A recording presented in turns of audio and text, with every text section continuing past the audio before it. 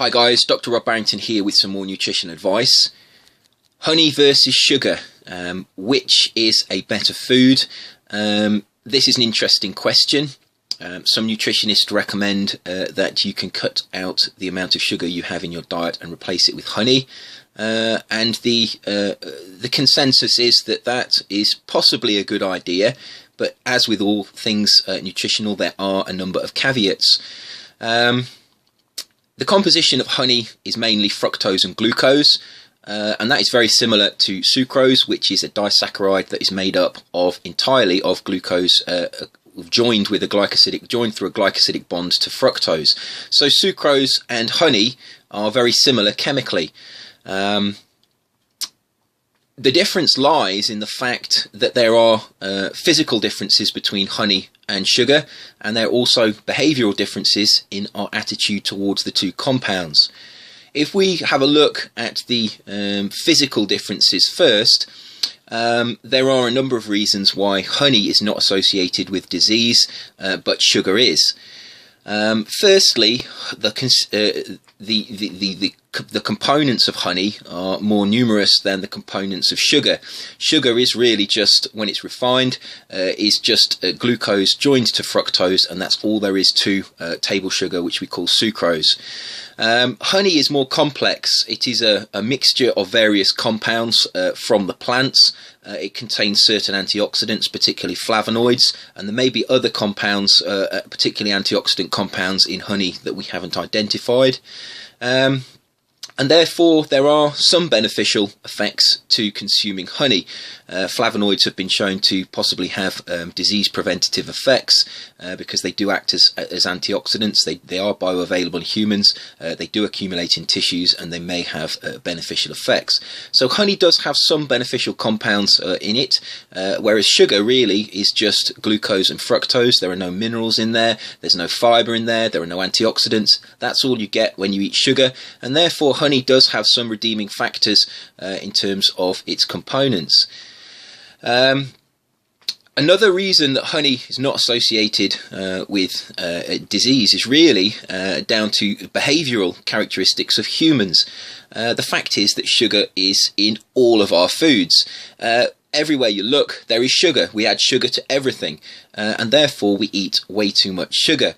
Honey, on the other hand, is more rarely eaten, and its consistency, which is quite sticky, quite thick, makes it quite difficult to dissolve in liquids, and therefore it's not a preferential source of sweetening foods.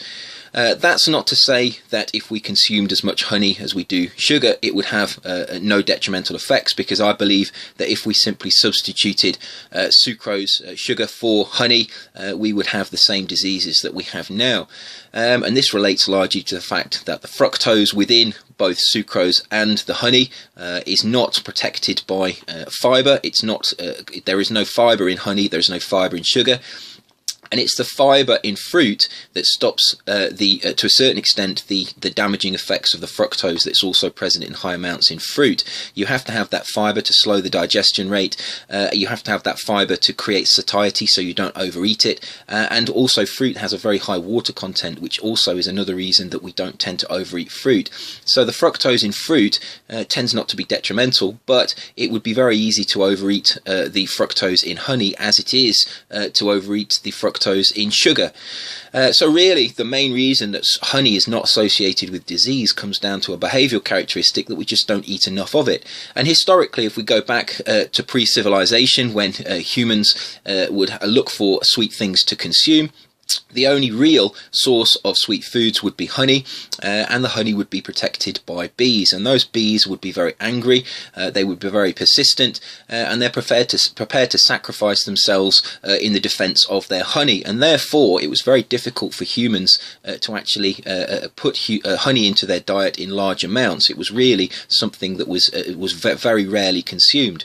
And I would suggest that honey is still quite rarely consumed by most people, and therefore there's no association between honey and disease. On the other hand, sugar, most people eat way too much sugar. Sugar is very detrimental to the health because of the fructose component that overloads the liver with energy, and it's associated now with insulin resistance and the metabolic syndrome. And this is really the problem with sucrose.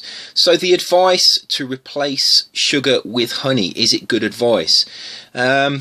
It really depends if you're trying to cut down on your sugar. If you are one of those types of individual that requires sweet foods in their diet, you do have to still cut back on the amount of sugar that you're consuming. You can replace, if I had to have a choice between consuming a tablespoon of sugar and a tablespoon of honey, I would take the honey simply because there are other beneficial factors within the honey. So you get some good with the bad. Sucrose, table sugar, really contains nothing worthy of, it's an anti-nutrient. It doesn't contain anything other than empty calories. There's nothing in there beneficial really, unless you're starving and you need the energy. There's no redeeming features about consuming sugar at all. So if you're one of those people that has a sweet tooth, you're trying to improve your diet, and you've acknowledged that you have to cut down on your sugar, but you do still want some sweet foods. Perhaps, for example, you're trying to make a crumble out of rhubarb. It's very bitter. You do really need something sweet in there to counter the bitterness of the rhubarb. I would turn to honey and use that instead of sucrose in order to sweeten it. But you do have to acknowledge that you can't simply exchange all of the sucrose in your diet for honey, because then you would just get detrimental effects from the fructose in the honey. So there's an interesting comparison there between honey and sugar. Really, physically, there's no difference between the two. They both lack fibre, and they both have high amounts of glucose and fructose. Really, the association between sugar and disease comes from the overconsumption of sugar.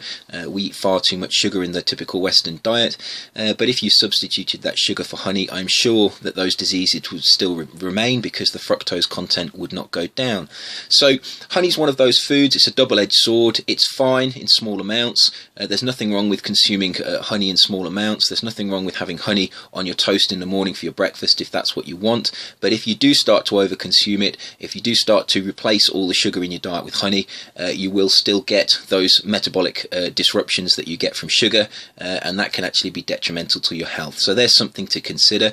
If you have any comments about this video, if you have anything you want to say, anything you want to ask me, please put a question or a comment in the boxes below this video, and as always, I'll try to get back to you as soon as possible.